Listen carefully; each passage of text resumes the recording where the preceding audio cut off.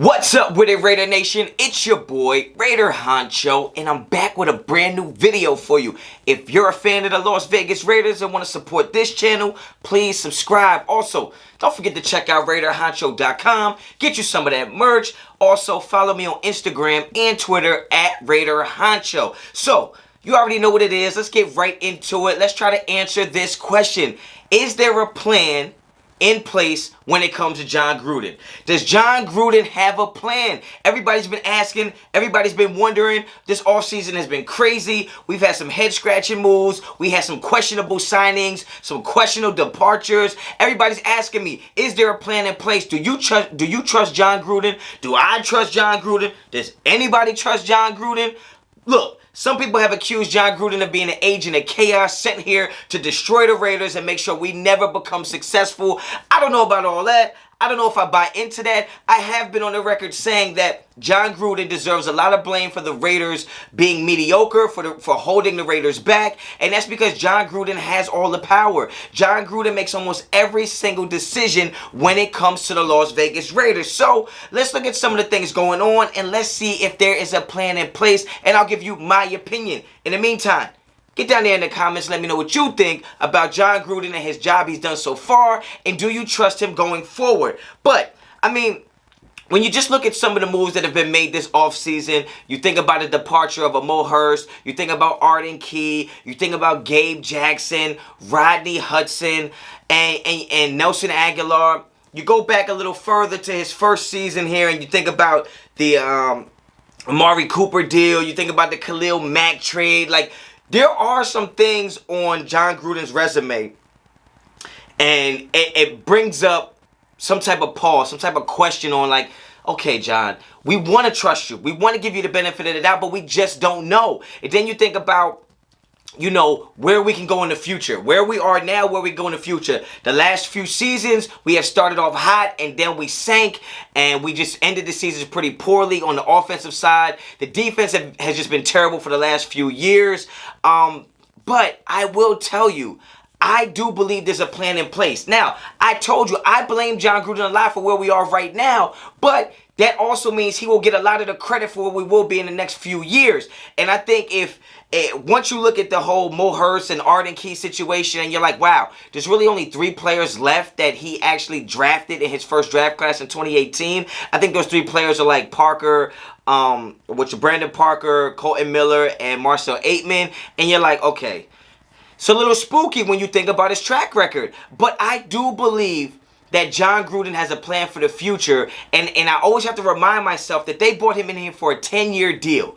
Okay, you bring him in here for a 10-year deal, and you start looking at the moves he's been making, it's clear that Jon Gruden came to an organization that had a poor football team, that had a poor roster, and it might not all be production poor, but when you look at the contracts, you look at the future, and you look at the history of those players, it was very poor. All right, very lackluster roster. And I think Jon Gruden's plan was to dismantle that roster, and not just dismantle players for personal reasons, but dismantle players that just were not producing, and dismantle the roster as far as bad contracts. Now, I will say that Jon Gruden has been the culprit of some bad contracts, but when you give somebody 10 years, it's only right that you have to kind of wait till at least year 5 to see what's going on.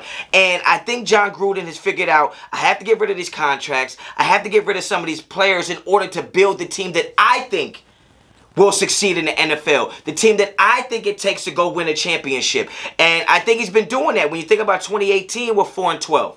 2019, we're 7-9. The year later, 2020, which was last season, we're 8-8. I think the Raiders are on pace for what Jon Gruden is looking for. And the thing that is sad is that I have to sit here and admit that I don't think next year is going to be the year either.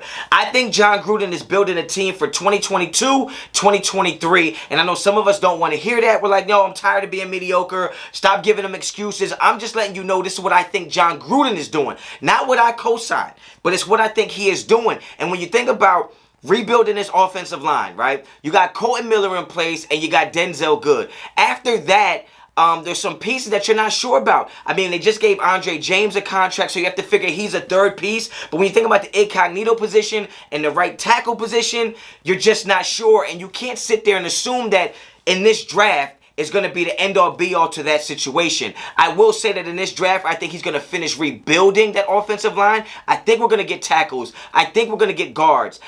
So this might be the year where we get our offensive line straight, and then our offense is set for the next 5 years, right? You look at Derek Carr's situation, you don't know if he's part of the future here, but he's definitely part of the present, and I think our offensive line is going to be secure in this draft. Our running game is pretty secure. Our wide receivers look pretty secure. Tight end is set. So you have to feel like after this draft, the offense is completely done.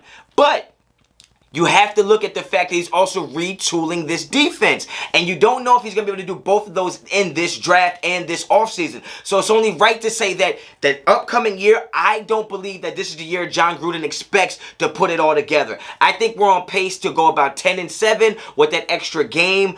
And 2022 is probably going to be the year for us to say, now let's see it. Show and prove us what you have now. You're going to rebuild that offensive line this season. You're going to retool that defense probably between this season and next offseason.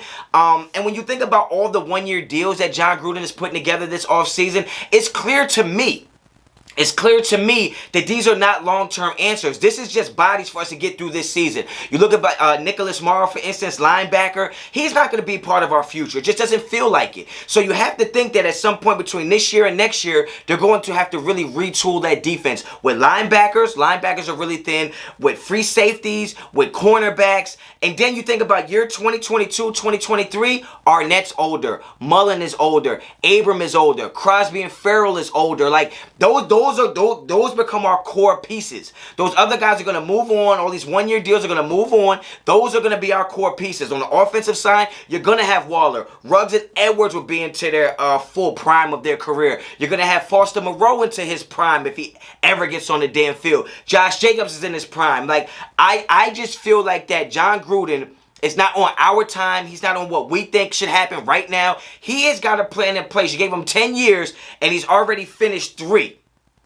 Year 4, 5, and 6 are the years to me that I think the Raiders make a move. Next year is going to be tough. Los Angeles Chargers are going to be better. You're going to have Chiefs are going to be good. Denver is working with a good defense. The whole AFC is pretty much stacked, right? So you have to feel like where the Raiders are starting at right now with our offensive line and our defense, next year is probably not going to be the year. But I think we also take another step forward next year. But I think Jon Gruden is on pace for 2022, 2023 to really be where the Raiders are clicking on all cylinders. And until I see Derek Carr get a contract extension, then it really feels like to me the Raiders are not ready to take that step forward because they still don't know if they have their quarterback. We all think they have a quarterback. Well, at least most of us think they have a quarterback. But until he gets that extension, you have to feel like Jon Gruden doesn't have his guy yet. That's just what you have to feel like. And if Jon Gruden doesn't have his guy yet, how can you feel that he thinks, okay, this is the year for us to win? If he doesn't think Derek Carr is his quarterback to take him to the next level, then you have to think that, okay, he's probably looking at it like, okay, we're almost there, but we're not fully there until we get our quarterback. So that's just my opinion, all right? Get down in the comments. Let me know what you think about that. Let me know what you think about his plan. Do you believe he has a plan? I believe he has a plan. I believe he has a plan in place, and I said it the other day that I think it's time for us to stop overanalyzing. We can agree or disagree. We can blame him for what's happened thus far, but we have to trust that with all the stuff going on, off-season when it comes to letting players go, trading players, get rid of players that we think are like household names, you have to believe that he has some type of idea of what he wants to do. Whether or not it works or not is yet to be seen, yet to be determined, but I believe he has a plan in place. I believe that the plan is going to work. It's just a matter of, it's not on our time, guys. He has 10 years. They gave him a 10-year deal. You have to start looking at year 4, 5, and 6 as the year that the Raiders really turn the corner. Hopefully we get some good pieces in this draft and we can take that next step. But in order for us to compete against the Chiefs and the Tampa Bays and the Bills and all those other teams that we're going to have to compete against, we have to have a complete team, and we're not there yet. And I think we're more than 1 or 2 pieces away. So let me know what you think. Get down in the comments. I believe in the plan. I believe in Jon Gruden still, even though I blame him for where we are right now. Doesn't mean we can't get better. Every year is another chance for us to take a step in the right direction. So if you like the video, like the video. If you like the content on this channel, please subscribe to the channel. And until the next time, Raider Honcho out.